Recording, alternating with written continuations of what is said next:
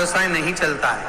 जिस कार्य को कर रहे हो 2 दिन चलता, 5 दिन बैठना पड़ता है, फिर नहीं चलता। फिर तो कितना सुंदर शिव महापुराण में लिखा है कि आटे को सेक कर उसको पंजेरी बनाओ।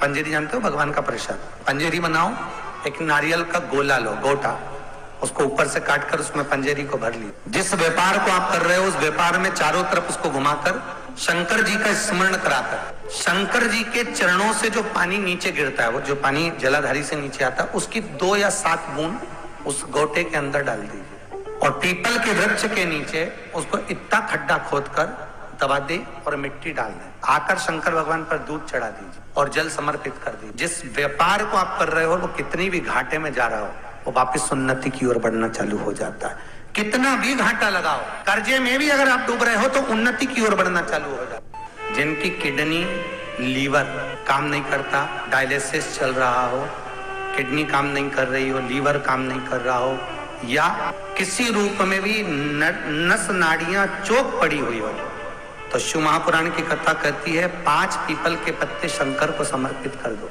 5 पीपल के पत्ते शंकर को समर्पित करो। एक पीपल का पत्ता जब 5 लेकर आ जाओ, एक पीपल के पत्ते को स्टील के लोटे में पानी भर लो, उसमें गला दीजिए। 15-20 मिनट गला रहे, उसके बाद आचमन कर लीजिए, उसका पानी पी लीजिए। कम से कम वो 5 पत्ते का पानी अगले हफ्ते तक प्रयास करो, 1 हफ्ते तक नियम से उसको धारण करिए। आपकी नाड़ियां खुल जाएंगी, किडनी लीवर में कितनी भी प्रॉब्लम है वो श्रेष्ठ हो जाएगी। शास्त्र कहता है कबूतर की बीट जिसके घर की छत पर गिरती है, पड़ती है, उसकी यहाँ 1 रुपए कमाओगे, 1.25 रुपए खर्च वाला काम चलता है। पैसा घर में टिकता नहीं है और घर में कोई ना कोई बीमार जरूर रहता है। अगर एक ठीक होगा तो दूसरा बीमार पड़ेगा, दूसरा ठीक होगा तीसरा बीमार पड़ेगा, तीसरा ठीक होगा चौथा बीमार पड़ेगा, पर कोई ना कोई बीमार चलेगा ही।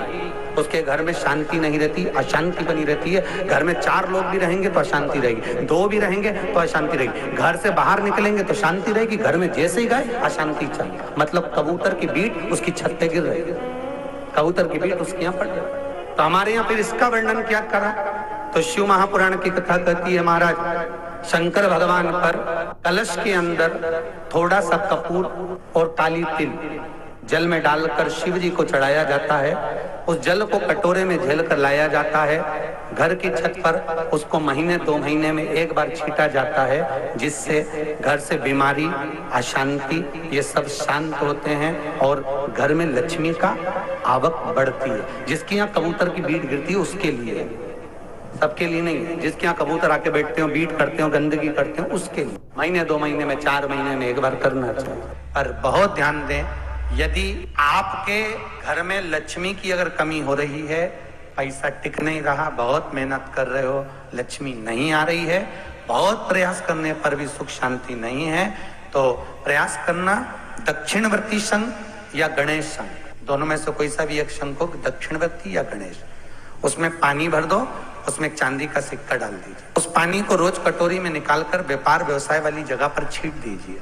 लक्ष्मी में कभी कमी नहीं आएगी, लक्ष्मी बढ़ती चली जाएगी। चाहे तो दक्षिणवर्ती शंख हो, चाहे गणेश शंख हो, दोनों में से कोई भी एक शंख हो। एक शंख होता है राक्षस शंख, जो घर में अगर आ जाता है, लोग तो लेकर आ जाते हैं उसको तो मालूम नहीं कि कौन सा शंख बेचने वाले ने तो समुद्र के किनारे पर बेच दिया, तुमको तुम ले लिया, अच्छा लग रहा है, सुंदर लग रहा है। राक्षस शंख एक ऐसा शंख होता है जो घर में जितने समय तक रखा रहता है, उस घर में कोई भी ठिकाने से नहीं देता, घर में क्लेश मचा ही देता है। कभी सास बहू का, कभी बहू बेटे का, कभी किसी का, कभी किसी का, मतलब घर में या तो कोई बीमार पड़ा ही रहेगा या फिर क्लेश मचा ही देगा। जरा सा पानी गिर गया उस पे, बाटकी गिर गई उसके पीछे, सामान ऐसा हो गया उसके पीछे, भोजन ऐसा हो गया उसके पीछे, मतलब क्लेश होना है तो होना, और जरा सी बात पर होगा तो समझ लो घर में कोई शंकर राक्षस व्यक्ति रखा है। शनिवार के दिन जो पीपल के वृक्ष में सरसों के तेल का दीप लगाता है, उसको शनि कभी परेशान नहीं करता।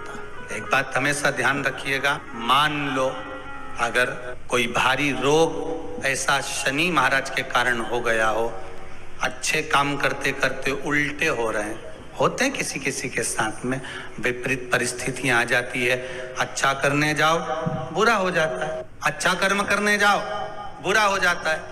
तो पीपल के वृक्ष की जो छाल होती है, छाल देखिए, पीपल के वृक्ष में जो छाल लगी होती है, उस छाल को घिसकर चंदन बनाकर भगवान शंकर का स्नान कराकर, अभिषेक कराकर, पूजन कराकर, पूजन कराने के बाद में पिपलेश्वर महादेव का नाम लेकर, कौन से महादेव? पिपलेश्वर महादेव का नाम लेकर वो जो घिसी हुई छाल होती है, उस छाल का तिलक भगवान शंकर को लगा लो और उसी का थोड़ा सा भाग अपने कंठ पर, मस्तक पर लगाना प्रारंभ कर दो। धीरे धीरे जो विपरीत दशा है वो सुधरना प्रारंभ हो जाती है। पर नाम याद रखना, पिपलेश्वर, पिपलेश्वर महादेव। हिंदू धर्म में जो भी शनिवार के दिन पीपल के वृक्ष की पूजन करेगा, दूध चढ़ाएगा या मिष्ठान का भोग लगाएगा, लक्ष्मी और नारायण उसके घर में प्रवेश कर जाएगा। अब एक दिन आपने अपना बना लिया, बाकी के दिन अगर कोई इस पीपल के वृक्ष के नीचे आएगा और यहाँ तो दरिद्रता बैठी है, तो उसका क्या होगा? भगवान नारायण बोले, सुन दरिद्रता, तेरे से एक विनती है, अगर कोई भी मनुष्य इस पीपल के पेड़ के नीचे अगर 7 दिन में आता है और उसके हाथ में अगर कोई सामग्री होती है तो तू उसके घर में प्रवेश नहीं करे। नियम है पीपल के वृक्ष का, या तो पानी का लोटा लेकर जाओ, कुंकू का चोपड़ा लेकर जाओ, शक्कर लेकर जाओ, या पेड़ के नीचे चींटी को डालने के लिए आटा ले जाओ, पर खाली हाथ पीपल के वृक्ष के नीचे कभी मत जाओ। खाली हाथ जाओगे तो दरिद्रता तुम्हारे घर में प्रवेश करेगी। रविवार का दिन एक ऐसा दिन रहेगा जिस दिन तो हेलो दोस्तों, आपको हमारी वीडियो कैसी लग रही है? इसी वीडियो को और जानने के लिए हमारे चैनल पर बने के नीचे तो उसके साथ प्रवेश करेगी। इसलिए हमारे यहाँ केवल पीपल का वृक्ष अगर दीवार में भी लग जाता है ना, किसी की फैक्ट्री की दीवार में, किसी के घर की दीवार में पीपल का वृक्ष अगर लग जाता है, पीपल का पौधा लग जाता है, उसको कितना भी तोड़ लो वो वापिस लग जाएगा, फिर तोड़ोगे फिर लग जाएगा। अगर पीपल के पौधे को तोड़ना है तो केवल रविवार का दिन एक नींबू, एक मिर्ची और बमूल का कांटा, ये 3 चीजें रखने के बाद में आधे घंटे बाद रविवार के दिन पीपल के पेड़ को उखाड़ कर फेंक दो।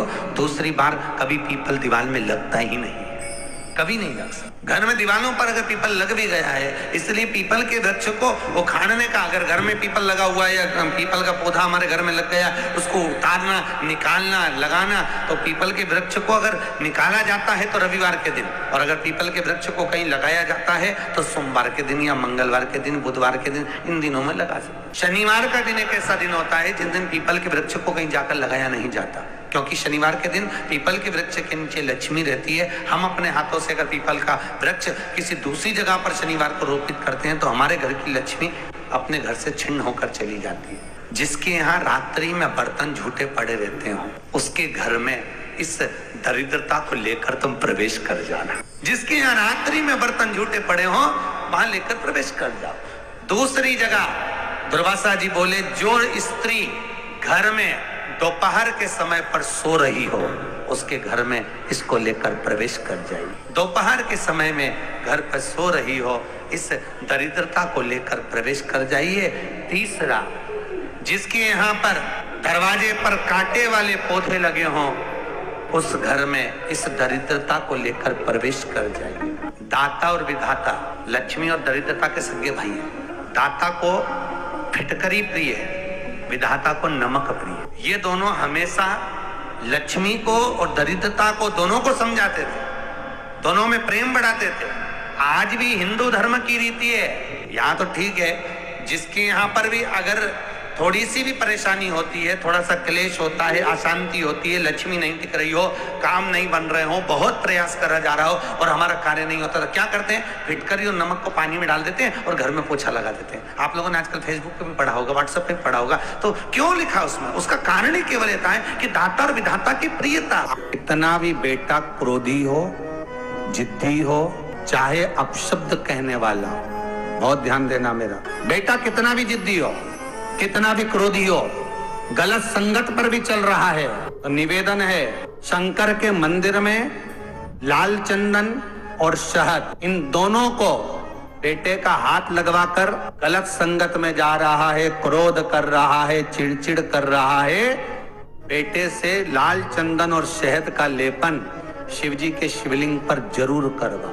का चिड़चिड़पन, क्रोध और उसकी गलत संगत अपने आप हटने लगेगी और वो बालक धर्म की ओर आगे बढ़ेगा, सत्कर्म की ओर बढ़ेगा, सत्संग की ओर आगे। जब आपको लगे कि आपके घर में शांति बिल्कुल नहीं है, क्लेश बहुत ज्यादा है, बहुत ज्यादा तकलीफ, हमारे घर में कुछ न कुछ जरा सी बात पर विवाद होता ही है, तो प्रयास करिएगा कि आप काली तिल थोड़ी सी, एक काली मिर्ची और 7 लौंग, क्या क्या तिल चीजें हैं, काली तिल, काली मिर्ची, 7 लौंग, केवल ये हथेली में रखकर अपना नाम और गोत्र बोलकर अपने दरवाजे से बाहर निकलकर किसी भी शंकर के मंदिर को समर्पित करिए। शिव पे नहीं चढ़ाने दें तो शंकर की चौखट पर रखिए। महाराज, घर में कभी क्लेश नहीं होगा, बिल्कुल शांति, सहजता, प्रेम आपस में बढ़ेगा।